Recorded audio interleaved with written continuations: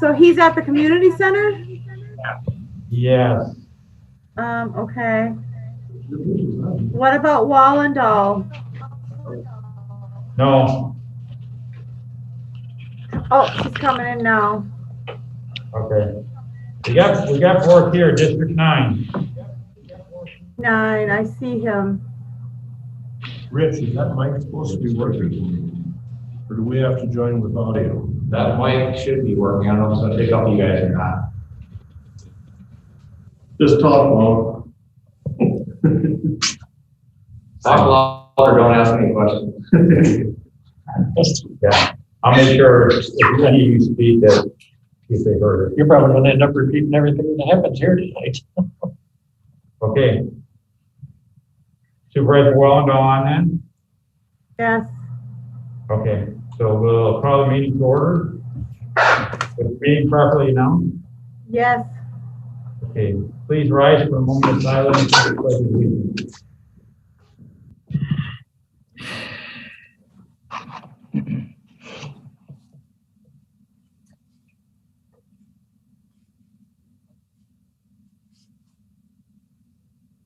Pledge allegiance to the flag of the United States of America, and to the republic for which it stands, one nation, under God, indivisible, with liberty and justice for all. Clerk, roll call, please. 19 present, 1 excused. Hamburg. Okay. We have the agenda before us. Do I have a motion to approve the agenda? So move, take it there. Motion by Hickathur, second by Bork. Any discussions or questions? Seeing none, all in favor signify by saying aye and raise your hands. Aye. Those opposed signify by saying nay and raise your hands. The agenda is approved.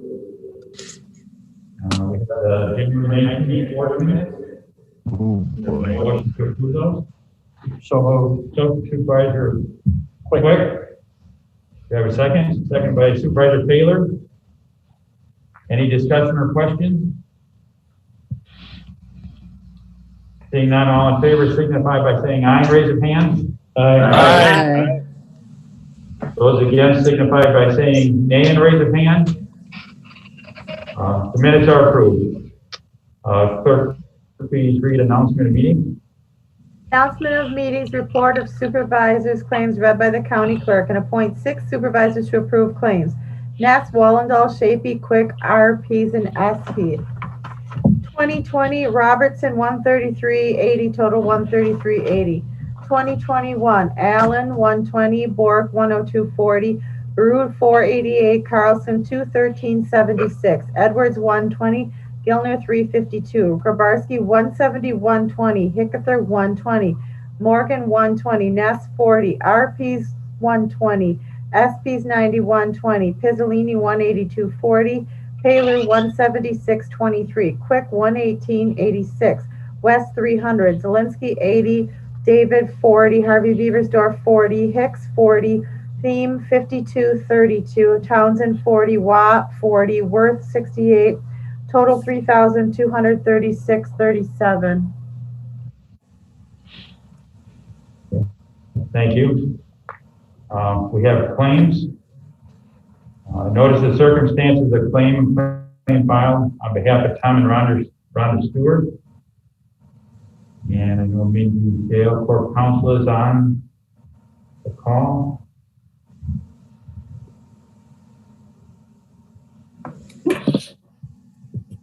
Mindy, I don't know if you want to explain anything or. Sorry, I forgot to take myself off mute. Okay. Yes, on January 27th, the county received this notice of claim regarding a zoning matter, and they are opposed to a parcel that was rezoned. The individuals filed a lawsuit earlier in January, which Von Briesen, as Corporation Counsel, is defending the county and has entered an appearance and filed an answer. I have asked Attorney Rowling, who is handling this matter, to give the board an update in closed session at the end of the meeting. But as to the claim, I would recommend that the county disallow the claim and entertain a motion for the same.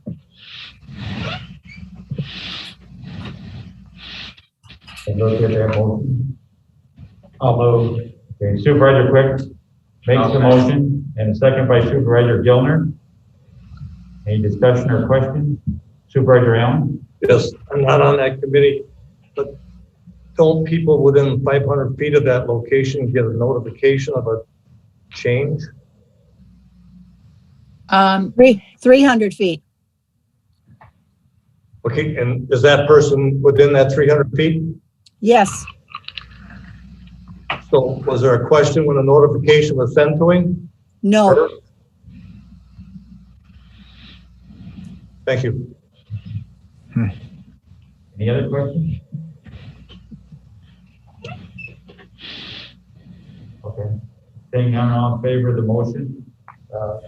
Aye. Those against, signify by saying nay and raise your hand.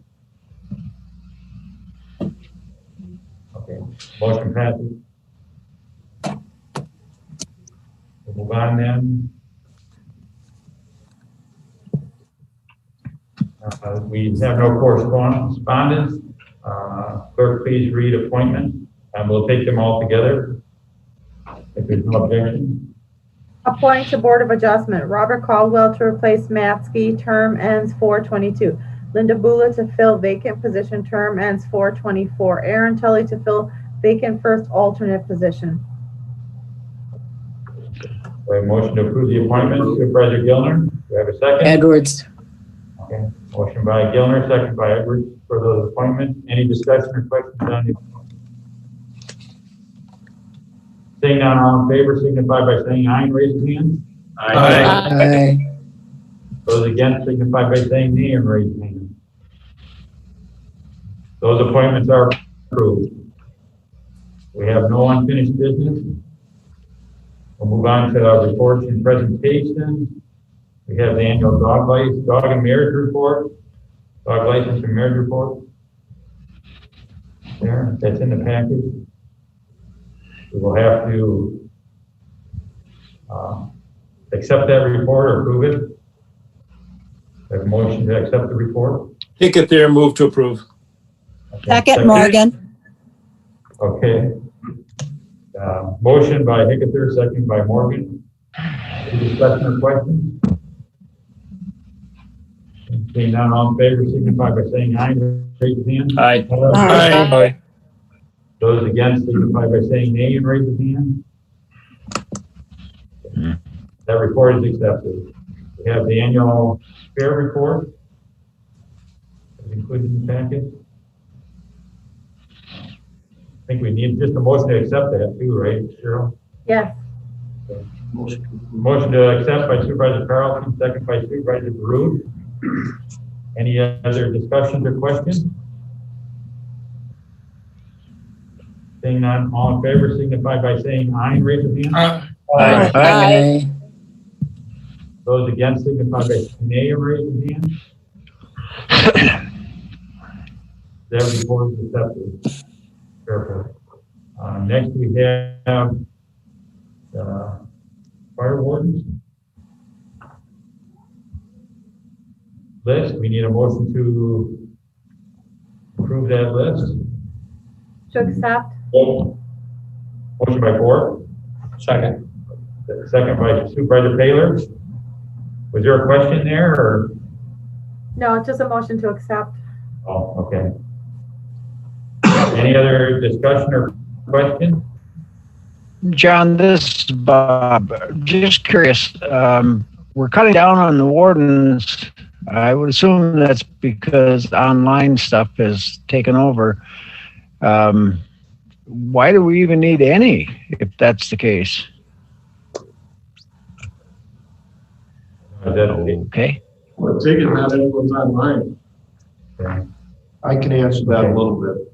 Working part-time at the lumberyard there. They come in there on a regular basis. People come in to get their burning permits. Did you hear that, Bob? No, I didn't. I'm sorry. Supervisor Taylor said it's working down in Springville at the lumberyard. People come in there all the time to it. So, you know, most of the other people are doing it online, but some people do come in. So.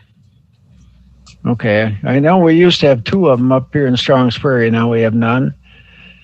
And that's okay. I was just curious. So, you want to sign up? Is that what? So, okay. I'll listen if you can here. We got the motion and the second. All in favor, signify by saying aye and raise your hand. Aye. Those against, signify by saying nay and raise your hand. Okay. Those board list is approved. So, Derek Smith has a report there. I didn't see if Derek's online. I am on the phone if anybody has any questions. Derek, it's Pete. John, I have a question for him.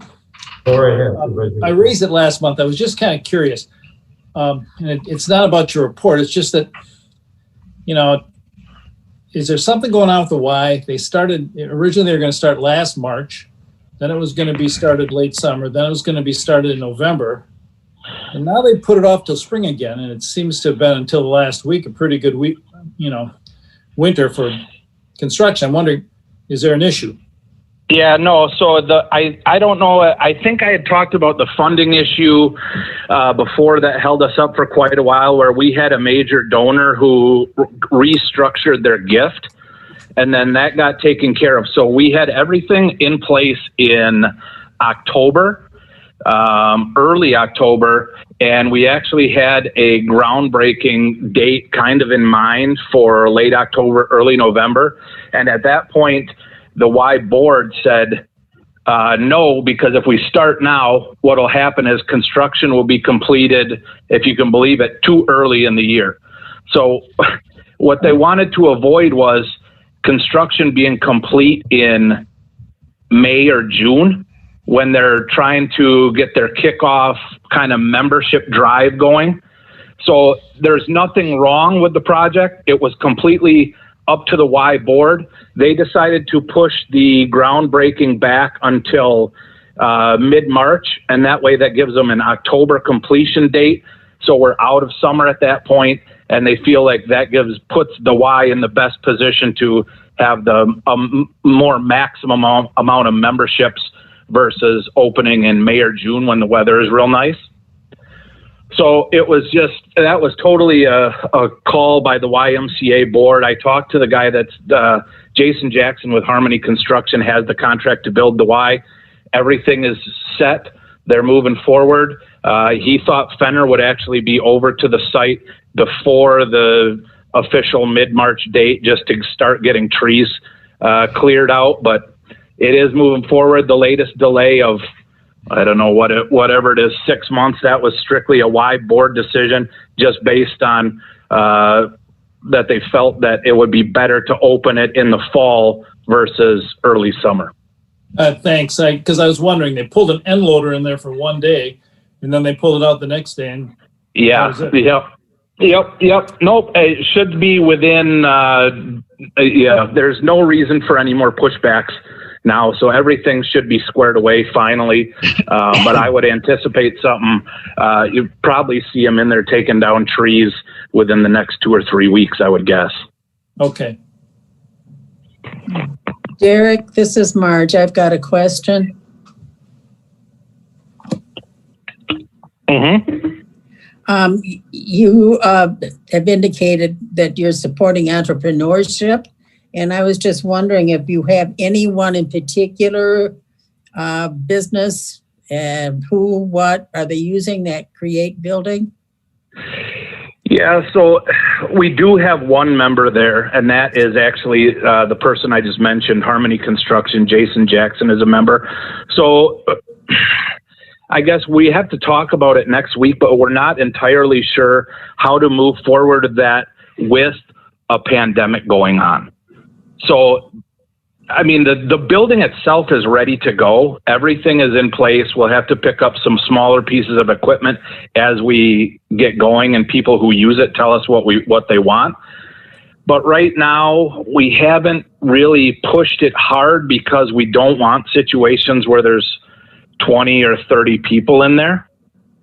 And that's strictly due to COVID-19. So Okay. we do have a member. We are certainly open for more, but we are also watching it very carefully so that we don't get, more than 10 people in there at a time. So we're not really pushing it hard right now just because of the pandemic and the situation with that. Okay, thank you. Mm-hmm. Derek, this is Jody Schappe. May I ask you a question? Sure. How much are the memberships for the Create? You know what? It's $10. So for individual memberships, it'd be $10 a month or $100 for a year. And then business memberships, we haven't really come up with an official scale yet, but it might be something on a sliding scale depending on membership or depending on how many employees you have. But it's got to be something affordable, so people that don't have access to high-speed internet or a wireless printer, things that we may have there, it's got to be affordable, so just to encourage them to use it. Now, what we anticipate and what happens at Create Portage County, and actually what happened with the Harmony Constructions membership, is he said that he liked the idea of Create Adams County. He thought we were doing a good thing. So he paid for a yearly membership, but he actually paid $250 for it. So we get that. I think we're going to get quite a bit of that because Create Portage County has the same membership cost structure, and they frequently get people who will actually pay more than $100 a year to support the building. Thank you. Does the membership fee does it include using the printers and whatnot, or is that an additional cost, kind of a per use cost? No, that would be that we will include, and we actually don't have a wireless printer over there yet, but we are going to get one that'll be included. We don't anticipate a ton of use or additional cost with that on our part, just because it's going to be just a very basic printer. Okay. All right. But yeah, that would include everything. You bet.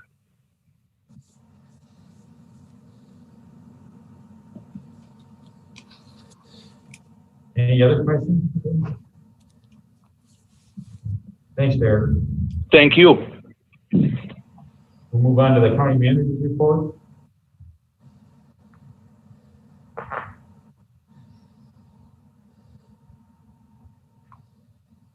There, can you hear me okay? Yes. Yep. Yeah, good. Please note that this document is dated February 1st. Some of the things in there have changed, and I'll elaborate as we move on. Well, first of all, I did spend a lot of time reviewing annual insurance contracts with other provider agreements for signature and update. In addition, attended weekly WCA capital meetings, the Rural Wisconsin Economic Development Forum, the Adams County Economic Development Forum. And I don't know, I know some supervisors, there's too bad everyone could have been that. There's a lot of good information put there too. For what I saw, I realized the county is very big, and rightfully so, on agriculture and tourism, but I think there's other opportunities in there too. Whereas if communities chose to do this, to kind of evaluate their economic opportunities from a regional perspective. In fact, I just sit here thinking myself, the university projects that come to us from UW-Madison, there is another section there with landscape architecture.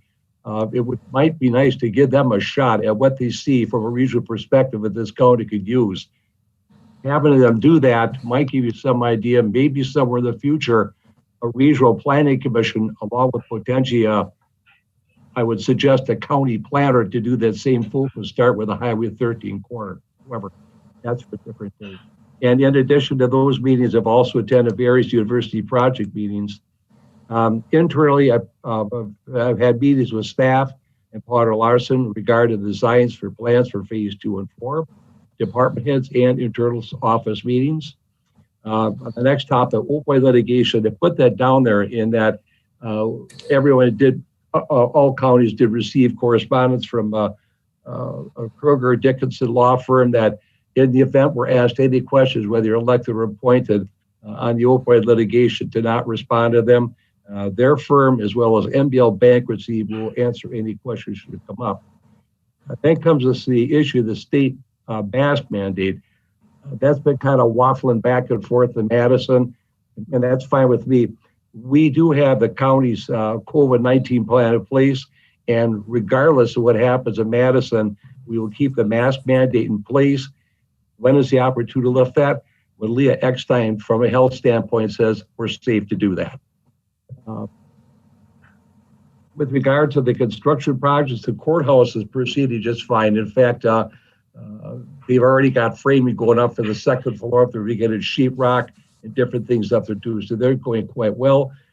First floor is also moving along to the point that some offices can be relocated.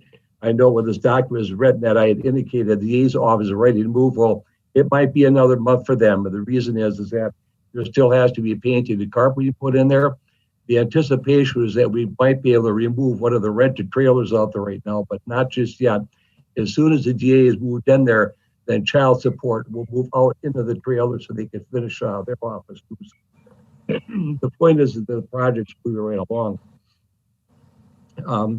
Also, phase 3, the amateur days for the jail, those plans are going along just fine too. For the landfill, I've indicated that MRS should be done in mid-February. That is not going to happen.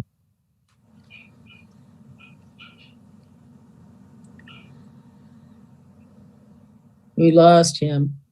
Yep. Jim, you have to unmute.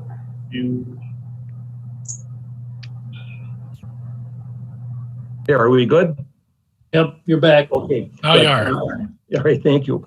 With MRF, they're moving along out there with the building. They have finishing touches, some more sheetrock work to do, some doors, to add a few miscellaneous things too. So the building is getting near a conclusion. With the equipment out there, it is functional right now. It is not fully functional. There are more parts that need to be ordered to complete that task out there, and they won't be in for a couple of weeks. So the Sparta workers will not be back for 2 weeks to work on that. Kind of going back to the building, this has been a new ball game for me, as it has for Charlie coming new. And what we're going to do between the two of us, along with Kyle Patterson, is to sit down and review all of our expenditures, in particular change orders, since day one, just to make sure that everything we wanted, we got it, and we got it done right. I've also spoken with Casey Bradley on the subject here today, and that if there's anything interesting there, we'll bring that back up to the committee at their next meeting. Okay, then also at the landfill, phase 3 of the gas system. There was a pre-bid meeting held last week for that project. The bid requirements have gone out. We expect to hear back from them in about 2 weeks. Charlie expects that project to start in April if the weather is favorable to us. Going back to the phase 2 and 4 Health and Human Services and Administrative buildings. With our meetings at the university, we do have students now that are locked in place as teams to evaluate the North Street property located in the Village of Friendship as far as future utilities and potential, if there's any benefit to including a portion of land in the city of Adams.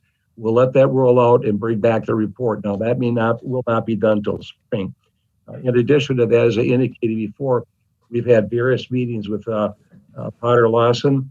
First of all, I should point out they have complete their own individual meetings with different department heads on their space needs as well as future staffing needs. So it looks like that's all coming together. I think more recently, the question came up is that it was proposed that the administrative building be a 2-story and at one point human services to be a single-story building. But that has changed in that both would now be looked to be 2-story buildings. And the reason for that is to construct that building, you're looking at a minimum of 22 to maybe 24 acres. That parcel out there, obviously, it's not 40 acres. According to the assessor's records, it's approximately 34.22 acres. And here's the catch and the reason for the multi-story. If we should choose to build out there in the future, that you do want to retain some land, whereas if 10, 50 years from now, there are more needs out there too, you have to expand. You've got residual land that's left over. So that's moving along pretty good there too. I do want to add here under the COVID topic, you should be aware that the state and local virus recovery fund at this time has got Adams County identified as getting $3,956,000, $3,956,485. That's how the docket, unless something changes. If that's going to happen, that's unlikely. At the state level, there has been some numbers tossed around. I want to be very careful of that now, because there will be a bunch of proposals. They'll be talking about some numbers put out, but what's going to happen here now? I worry that once some in Madison find that we're getting a big check from the federal government, they just might change the numbers that the governors can propose. So we'll let that play out. I will inform you when this looks like there's some more firm numbers that might be coming forth just to benefit. Well, any questions? Yes, Supervisor Pease? Yeah, when is county staff going to be back to their job sites if they're not already? Is there a date set for that? Could you, I think we're still looking at June 30th to run the COVID plan out, unless from a health standpoint that we're given a nod that we could disregard that plan. And that will, as I say, that will let Leah Eckstein be our key person to let us know of that. Thank you. You're welcome. And with that said, on the COVID response, that I'll defer to Leah. I believe she's online tonight to give an update. Yes, can you hear me okay? Yes. Okay. Great. All right. So COVID update for tonight. I'll start with the numbers as usual. We've had 1,526 confirmed COVID-19 cases in Adams County. We currently have 14 active cases. 1,501 individuals have completed their isolation with us. We have experienced 11 confirmed deaths. We have currently 158 probable cases, 18 active probable cases, and have had 4 probable deaths, and 80 individuals currently under quarantine. As you look at the state data and our data, again, you can see that the cases are declining in the state of Wisconsin. I do want you to be aware that when the state is reporting out their data, as far as cases go, that is confirmed cases, so not probable cases. So you really have to take that into account when more and more people are being tested by antigen quick result tests that aren't confirmatory. Those can only be probable cases unless you go through the PCR confirmatory lab report. Again, testing is down across the state. Different factors are going into place as far as encouraging those who are symptomatic to be tested, and also reducing barriers for testing. There are significant barriers in regards to accessing testing for whatever reason that may be. However, the state of Wisconsin has ample testing capacity. Just a personal experience that I can share with all of you, my daughter had COVID-like symptoms. I knew I needed to have her tested. I ended up spending about an hour one Saturday morning trying to find a location to get her tested. And then I ended up driving about an hour the next morning to actually have that test completed for her, which is not as challenging for me, a person who understands how to utilize the different platforms with websites and not being able to call people, having to schedule appointments through the internet, also having access to a vehicle that's reliable, gas funding to get me that hour, and then also being able to come back home in a timely fashion. I also utilize a system that I performed the test on my daughter, and of course I'm comfortable doing that, but most people may not be. So it just spoke to the barriers families are experiencing when they are pushed up against all of these challenges that they face as families to ensure that they are safe, their loved ones are safe, and that they're able to protect their community and also get their children back to school. My daughter was negative, so we were happy about that, but also needed to make sure that she wasn't carrying the virus that would potentially expose all of her classmates and my parents who also get to see their grandchildren once in a while. So again, making sure people have access to the testing is a priority for us. Working with Gunderson Mountain View to try to figure out what testing may look like when the National Guard ends their mission with us. Hopefully the town of Rome will be willing to continue on with their testing site every Friday after the National Guard's mission is complete. There is information that the National Guard's mission will be extended. However, we're not sure what that looks like at this point. Obvious things that also occurred, as Jim alluded to, was a significant legislative conversation around emergency orders and mask mandates. So there is a mask mandate that is currently in place in the state of Wisconsin that we will continue to provide education around the importance of masking. What we are experiencing and seeing now is, as everyone is very excited about the vaccine, people are letting their guards down and not being as responsible as needed throughout the community, which may then lead to a spike exactly when people don't want to see that during the summer when we're trying to get back to fun activities and some sort of normalcy. If we have that spike with cases, then it will be a significant challenge. So continuing to practice masking, physical distancing until we get to that point of enough of the population being vaccinated in order to feel comfortable with lifting some of those restrictions. So again, the goal for vaccine is 80% compliance. We currently in Adams County are at 13.6%. So obviously a ways to go, but we are early on in the vaccine process. Again, we need to make sure that people are patient as much as possible with the rollout. The locations that we've had our community vaccination sites at have been fantastic. Our first community-based real significant vaccine site was up in Rome, and that served as a opportunity for us to train our volunteers in the Rome Fire Department and paramedics and EMS professionals that are able to vaccinate alongside us. So they will be able to bring their services throughout the county and travel along with us in order to provide more skilled professionals who are administering vaccine.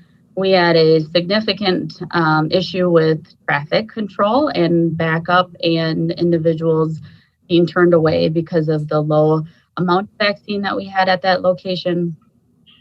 We since then have implemented an appointment requirement, which has been also challenging for some of our residents, making sure that we're balancing how we can communicate what vaccine we have available and what appointments we have in a short time frame and to the greatest population possible. The way the allocation works is we make a request on Tuesday.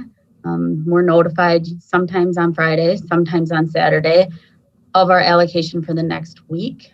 So it's a short window as far as when we receive notification and when we can put forth those appointments. That leaves a hole in how we communicate with the community members. The radio has been fantastic. As soon as we tell them what we have, they are willing to work with us to reach at that subset of the population that may not be having as much access to the internet. And then we will take phone call appointments and help people through that process. Our highway department clinic was our first clinic that had appointment only, and that worked very well. We were able to get people through very quickly. Unfortunately, that clinic, we were only allocated 50 doses that week. So we used it as a run of the facility, and it was perfect for what our needs are. The highway department was very, very great in helping us with whatever we needed. The facility was exactly what we need. Everyone was safe, everyone was warm. No issues at all as far as that location goes. And we have identified some areas of improvement, but we'll work through those with our volunteers as far as process for checking people in a little bit more quickly to get them moving to the vaccination area more readily. The week after the highway department, we held a clinic at the HHS building. That was last week. With the significant cold weather. It wasn't safe for staff or the vaccine to be out in weather conditions of that low of temperature. So we think about vaccine getting too warm, but we also need to be mindful that it can't get too cold either. So there is a kind of a sweet spot that we need to ensure that the vaccine is at as far as temperature wise goes, so it remains viable for us. So of course that clinic took a lot longer because we had to bring people into the building. It still worked really well, just caused more staff time to go into that clinic. And then it also added the additional burden of people who may be not as mobile as others getting out of their vehicles into the building out, which slowed us down a little bit, but that is okay. Everyone was safe. We didn't have any falls. So that was our main priority at that clinic site. This week, we are providing our second dose clinics for the individuals who were vaccinated in Rome 3 weeks ago. That's tomorrow. I just wanted to share some of the challenges that we face with all of our vaccine structure. So we received the Pfizer vaccine. That is what we'll be providing tomorrow. Pfizer vaccine has to come through courier from a hub. I was notified at 4:30 today that our vaccine is back in Madison. So that's a significant challenge. So we worked with the National Guard at that hub site and our vaccine regional coordinator to get that vaccine back to Adams County. So that should be arriving shortly. So we will have the vaccine for our clinic for tomorrow morning. However, we were also notified that our ancillary supplies, which include our needles and syringes, had been delivered to a different location. So our ancillary supplies are currently in Marquette County at one of their pharmacy locations. So we are working tonight yet to try to figure out how we can get those supplies back to us so we can take them to Rome tomorrow. So there's a lot of planning that goes into all of these clinics in order to provide the vaccine to our county residents and those who are working within the residential area. And my daughter's going to interrupt us now.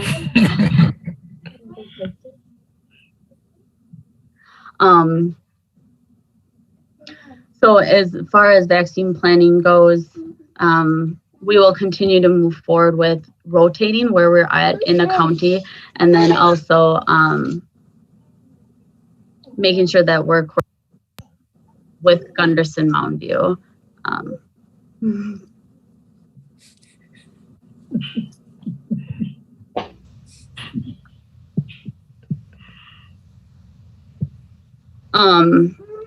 So Gunderson.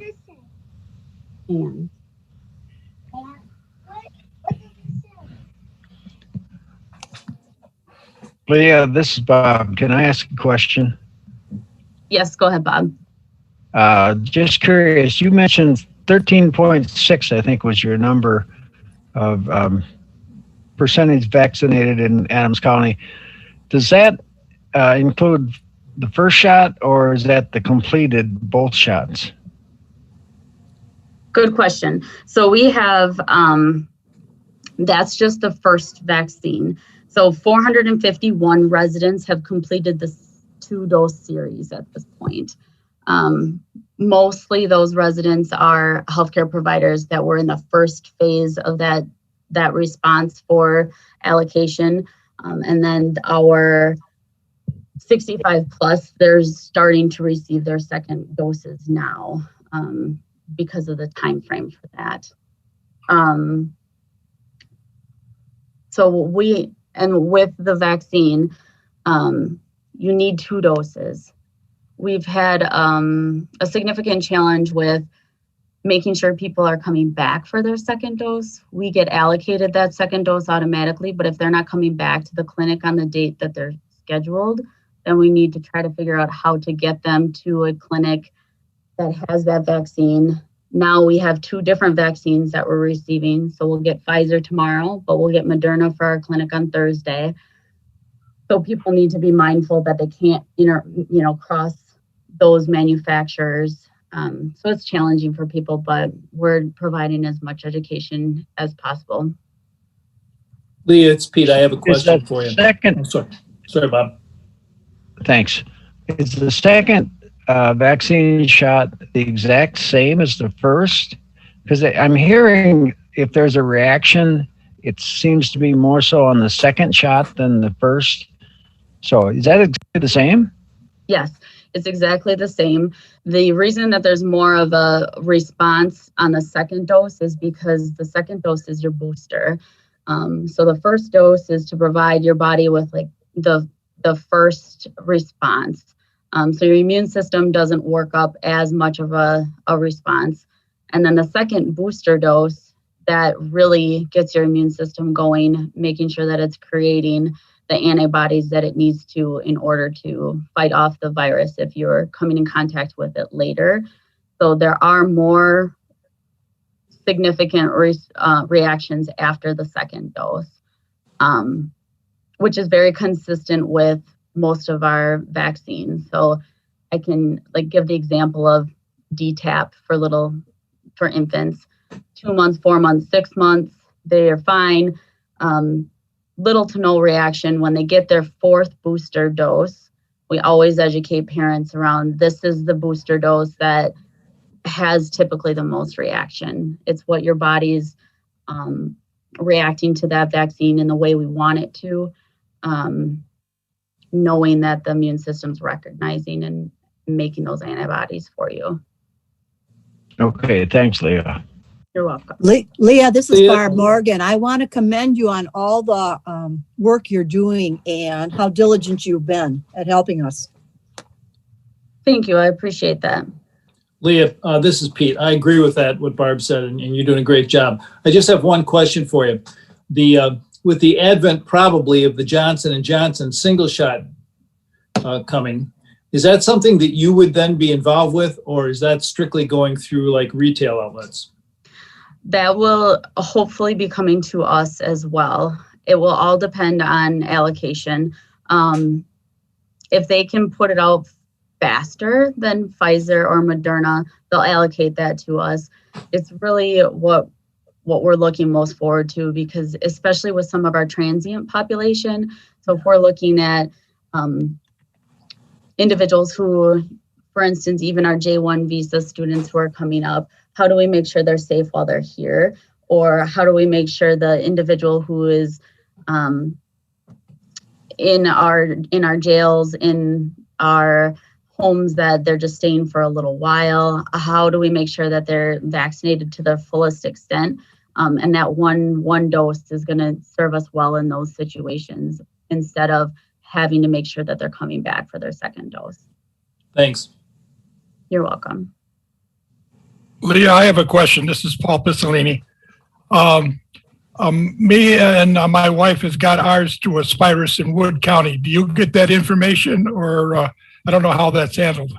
Yeah, so anyone who gets their vaccine anywhere else, we don't necessarily pull data specifically to that, but the Wisconsin Immunization Registry, that's what's being utilized to track who has received the vaccine. It's also what we would use in the event someone would come up to a clinic stating they had received 1 dose of vaccine, we can look them up to know which vaccine, when, is it safe to provide their 2nd dose. But all of that information is what's being utilized to know our numbers. So Paul, you and your wife would be in the Adams County resident data, even though you didn't receive your vaccine in Adams County. But the data goes by. Okay, I was just wondering, because next week we get our 2nd shot, so. Good. I was just wondering if we counted for the county, because we need that information, so thank you. Leah, this is Jody Schappe. A couple questions. One is, I know that hives was one of the reactions from the first rollout. What kind of adverse reactions are we seeing currently? And then 2, I think it was mentioned that it didn't matter if you were a resident or not. Do we have numbers on the individuals that are not residents that are getting their shots here in Adams County? That's more challenging to pull from healthcare systems. We've been tracking that as far as the vaccines that we're providing through public health, to know where we're kind of falling as far as who we're vaccinating. We can't turn people away necessarily, but it's also important for us to make sure that we're vaccinating our residents, of course. So we've been keeping track of that. But I can't pull that for our healthcare systems, only if we're tracking it locally, unfortunately. Thank you. And what other adverse reactions are we seeing? We are seeing mostly and all of the common normal reactions: fever, pain at the injection site, redness, swelling at the injection site, and fatigue seems to be our top symptoms that people are reporting back to us. Some hives, and then also we've had some individuals who, and this is just kind of interesting. There's a lot of people who are afraid of needles. They don't like shots, who they report to us syncope. So usually they pass out related to getting their vaccines, and we haven't had any of that for people who are typically having that response. Thankfully, the needles that we're able to utilize provide a minimal damage to the muscles, so there's not as much pain at the injection time. So no fainting at this point. Thank you. You're welcome. Leah, one more question. This is Paul again. I know when I got the first shot, we had to wait like 15 minutes to make sure there was any reaction, then we could leave. Is there a waiting time for the 2nd shot? There is. It will be the same 15 minutes. Same reasoning. Typically, if you're going to have an anaphylactic reaction, that's going to be within the first 15 minutes. So we want to make sure that we're monitoring you for that time frame, and providing you with Benadryl, epinephrine at that point. Before you go on your way. How are you handling in the county as far as the people that have to wait? Do you have enough space for them to wait while you're getting the other people's shots? Yes. So all of the areas that we've provided the vaccine at have had a substantial amount of parking. Probably the tightest location that we have is Health and Human Services. Our parking lot isn't as large as the highway department or the Rome Town Hall.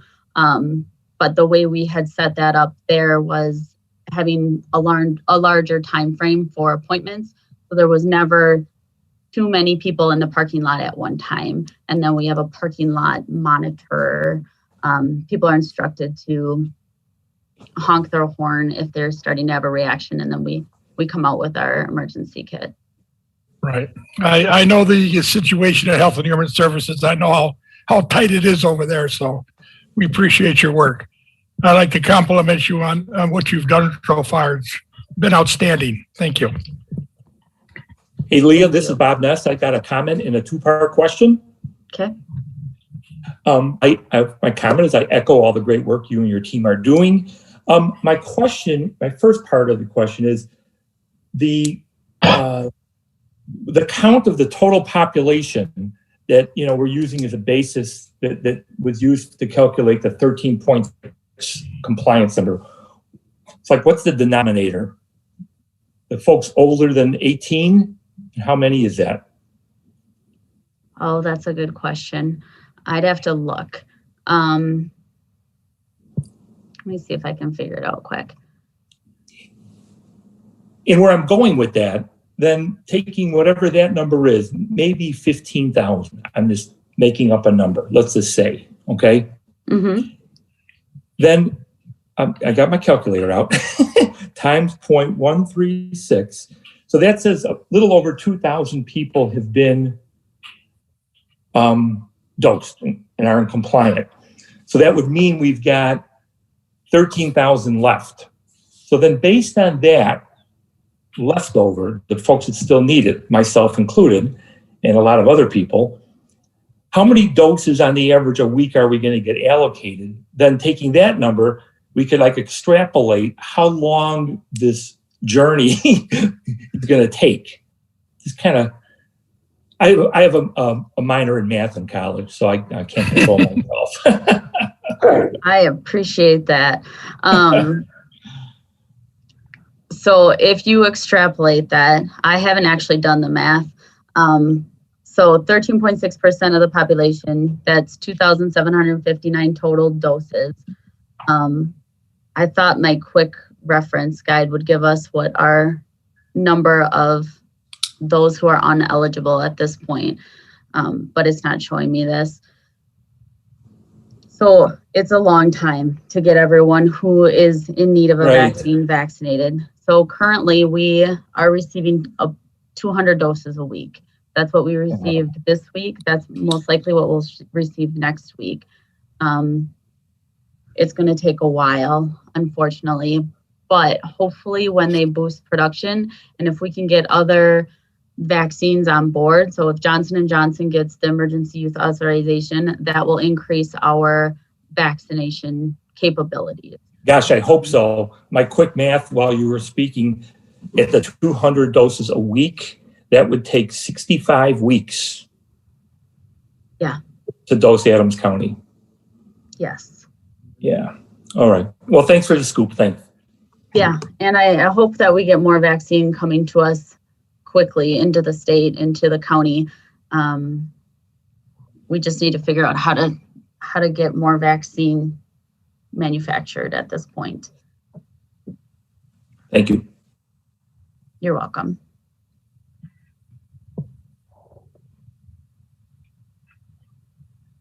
Jim's still on the line. This is Jody Schappe. I have a couple questions for Jim, unless someone has more for Leah. I have a question for Leah. Okay. If you're going to different manufacturers for these shots, if you get the one from, say, company A, and can you get the second one from company B, or does it have to be from the same manufacturer? At this point, it has to be the same manufacturer. We can't interchange them. Thank you. You're welcome.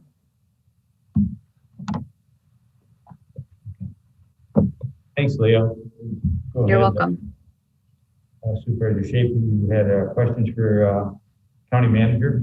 Yes, I did. Is Jim still on the line? I am.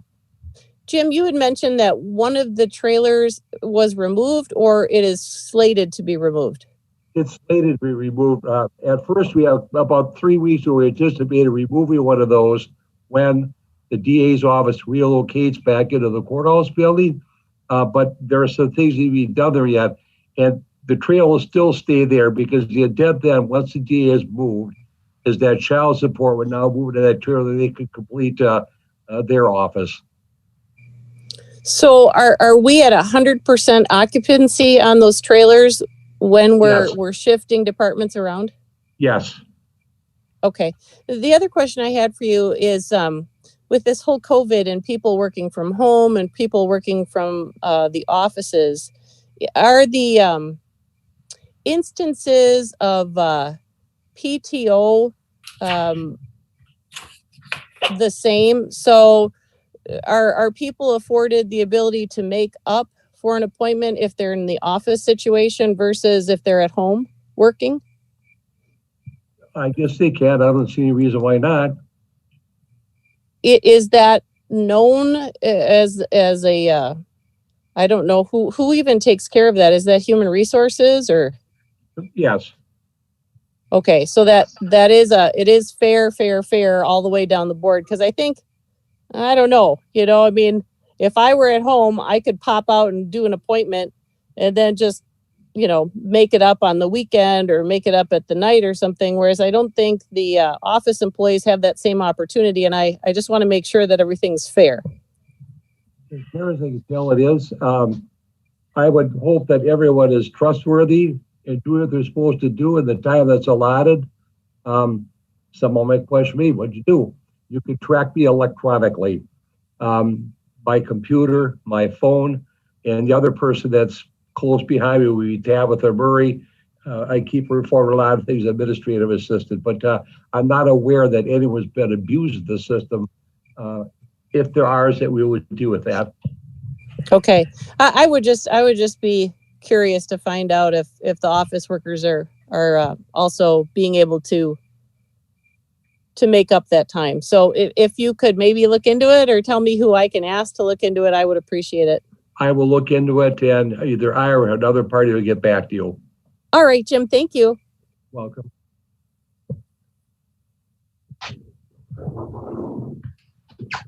Any other questions? Seeing none, we'll move on then to the committee reports. Any questions on the committee report?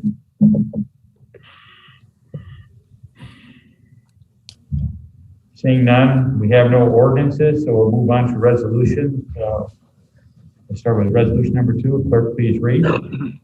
Resolution 2-2021, introduced by Highway Committee, to transfer and assign the existing operating agreement for drilling, blasting, and/or crushing services at the Seven Sisters Quarry from the Kramer Company LLC to the Matzke Corporation. Recommended for adoption by the Highway Committee on this 14th day of January 2021. Brood, Borg, Carlson, Hamburg. Motion to adopt by Supervisor Borg, second by Supervisor Carlson. So we have the motion on the floor. Is there any discussion or question? Yeah, I have a question. Now, this is just for them to fill out the remaining of the contract, right? Kramer's contract. It's not to extend it. That's a yes. Yes. Okay, another question. Is the asphalt plant, temporary one, removed from the premises? Was there one ever there? I don't think there was ever. They were one day and they decided not to go there. They decided not to go there. Supervisor Fisling, I guess. Is that correct, Pat? Supervisor Pat? Yeah. Right. So the resolution is to transfer the operating agreement from one party to the other. Right. As part of that agreement, there is no hot mix asphalt plant use in that existing agreement. And I would, if the board would like, I know we have representatives from Matzke on the meeting with us if there's a question directly for them as well. But in the operating agreement, hot mix asphalt plant is not identified in there. Okay. So remember. All right. I know. Sorry. I know that. I just wanted to make sure that if they want to do it again, they'd have to come to the board for approval again. Yeah. That would be my understanding as well. And I think we have Corp Counsel on as well. I think that would be the case. That now we went down this road once before, and I want all the board members to understand that part of that quarry lies in the township of Leola. Leola does not have zoning in place such that the town of Rome does.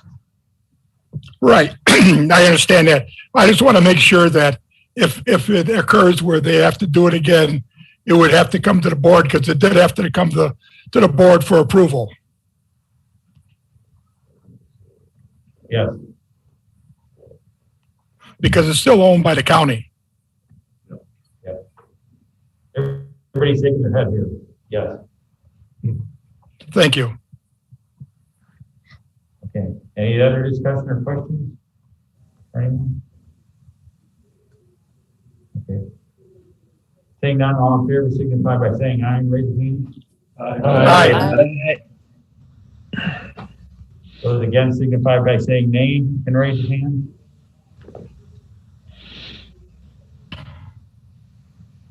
$19 yes, 1 excused. Resolution number 2 is adopted. We'll move on to resolution number 3, so please read. Resolution 3-2021, introduced by the Highway Committee to enter into a mutual aid agreement with fellow North Central Regional Wisconsin counties to provide and receive highway maintenance services to and from the other counties in the event of an emergency necessitating such services. Recommended for adoption by the Highway Committee on this 14th day of January 2021. Baroud, Bork, Pease, Carlson, Hamburg. Motion to adopt by Supervisor Carlson, second by Supervisor Baroud. Was Carlson the first one? That is correct. Thank you. So we had the motion on the floor. Is there any discussion or question?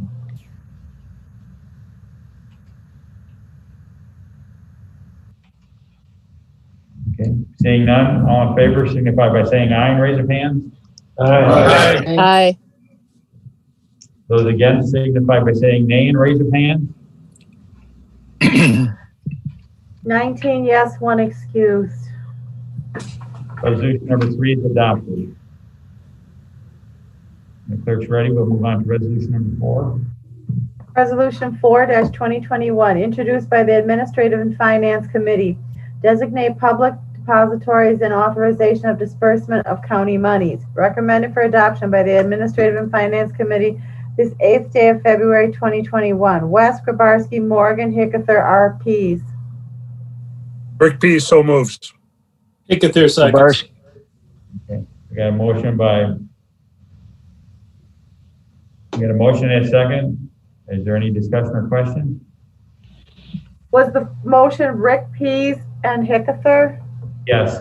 Thank you.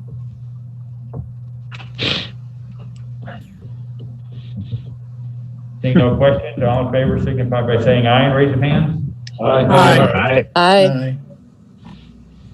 Those against signify by saying nay and raise your hands. 19 yes, 1 excused. Resolution number 4 is adopted.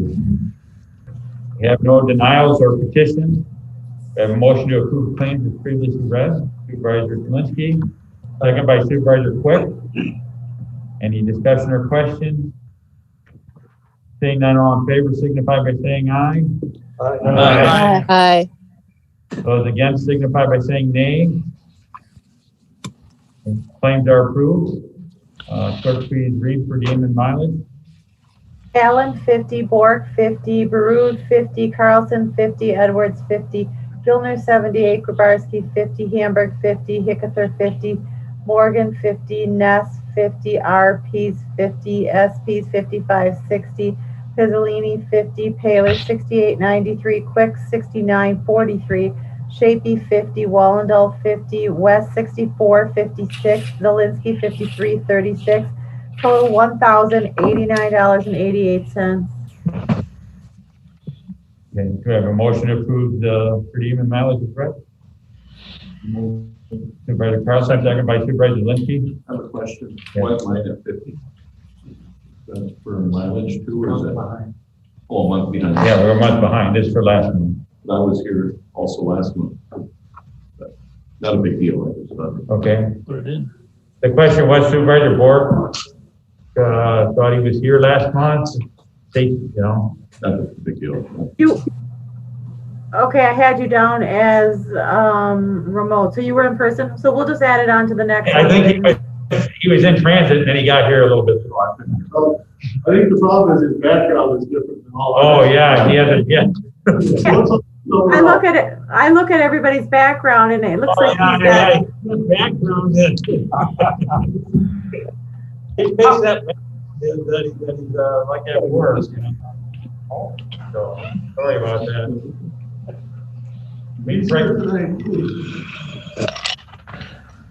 so can we make that correction? Yep, I will get that on next month. Okay, we'll make the correction. Okay. So we got a motion and a second. Did you have those? Yes. Okay. All in favor, signify by saying aye. Aye. Against, signify by saying nay. Per diem and mileage are approved.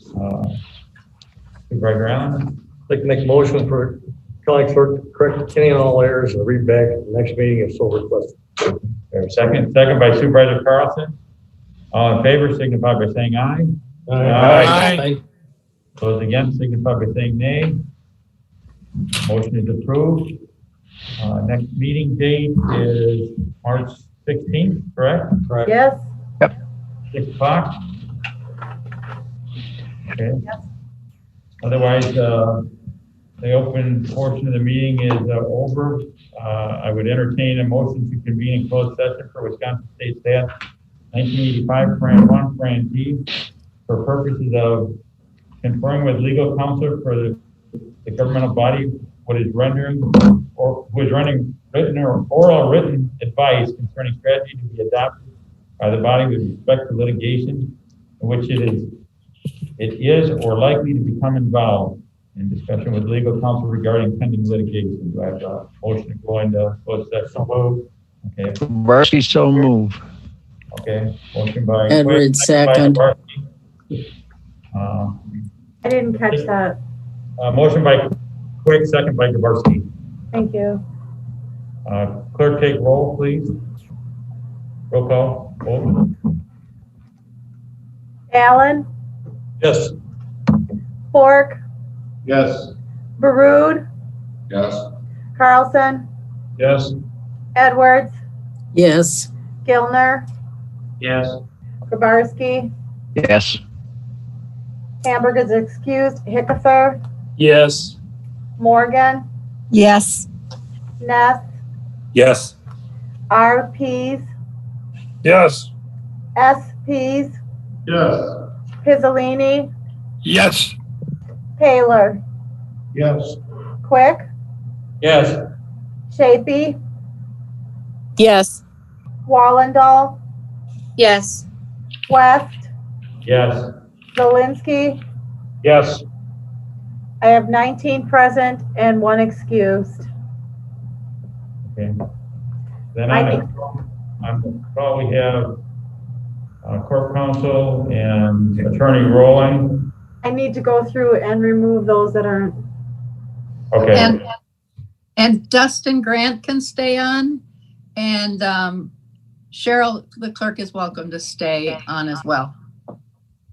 Okay, who is supervisor at Community Center? I don't know who that is. I don't know if that's Rich's computer. I think it's Rich. That's Rich? Yeah. Is Rich? He's not here. He just had his computer set up. So I can leave that on? That's what the mic is on. Yeah, the mic is for that. Okay. The iPad, Mindy, that's you, correct? Yes. Okay, I have a phone number, 608-658-2056. It says guest. I don't know who that is. That's Dusty. That's me. Dusty, okay. Joseph Rawling, that's okay. Jake Roseberry, he needs to excuse himself. I'm gonna remove.